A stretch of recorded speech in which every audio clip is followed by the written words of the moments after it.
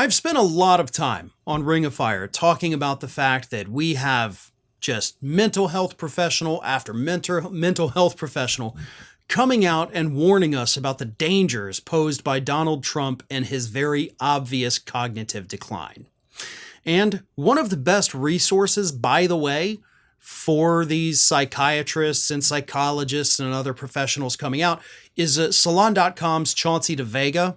Interviews these people on a regular basis, and this week he interviewed another one, Dr. Elizabeth Zoffman, who happens to be a forensic psychiatrist and an associate clinical professor of forensic and general psychiatry at the University of British Columbia. And Dr. Zoffman said, Trump is showing signs of dementia.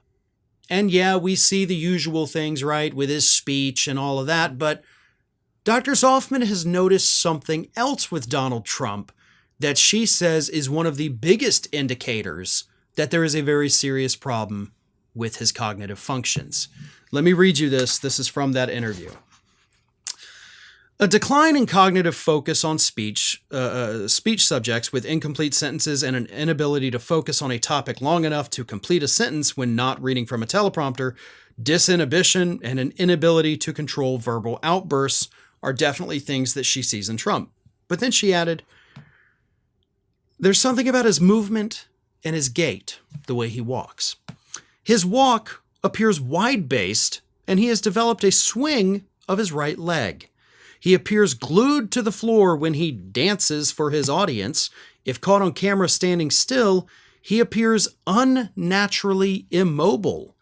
My clinical experience and these collected observations are congruent with the diagnostic criteria for behavioral variant frontotemporal dementia.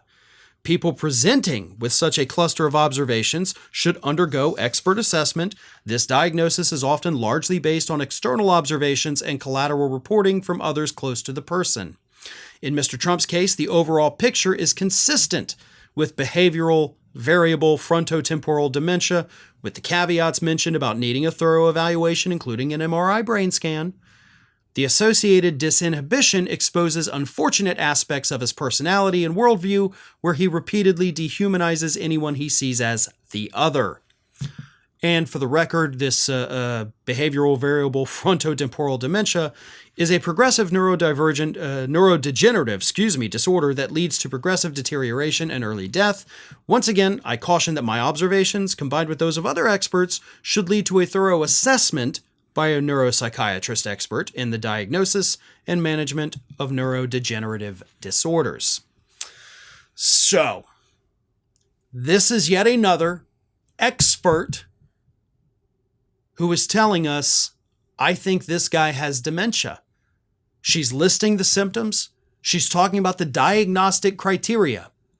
And I've said this multiple times. We have seen scores of mental health professionals going all the way back to 2016 and 2017 tell us that there is something cognitively wrong with Donald Trump. We have not, however, seen that with President Biden. You don't have groups of mental health professionals sounding alarm bells about Biden. They are doing that about Donald Trump. And it's not because these people are hyper-partisan. It's because they're trained professionals. They know more than you and I about this particular issue. So when they're telling us that it looks like something's wrong, obviously they need further assessment. They need brain scans. They'll never get them. But if we can only go based on the observations, based on what we see, based on what we hear, then it's fairly obvious there is something clinically wrong with Donald Trump's brain.